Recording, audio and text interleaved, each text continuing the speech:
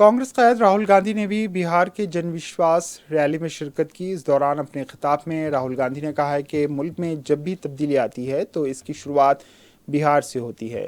इन्होंने कहा है कि हवाई चप्पल वालों को हवाई जहाज के सफर का खौफ दिखाकर नरेंद्र मोदी गरीबों की सवारी ट्रेन को भी उनसे दूर करते जा रहे हैं। हर साल 10% बढ़ता किराया और इसी के नाम पर लूट रहे हैं। टिकट के दरमियान लोगों को एक ऐसी बुलेट ट्रेन की तस्वीर दिखाकर बहलाया जा रहा है जिस पर गरीब पांव तक नहीं रख सकते।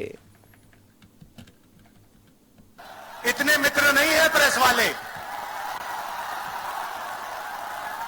आप सबका यहां बहुत बहुत स्वागत, नमस्कार।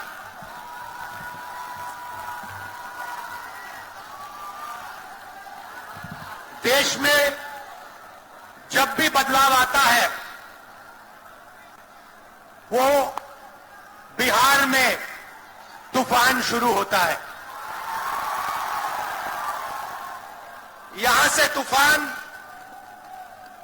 बाकी प्रदेशों में जाता है। ये बिहार जो है देश की राजनीति का नर्व सेंटर है, यहां से ही शुरुआत होती है।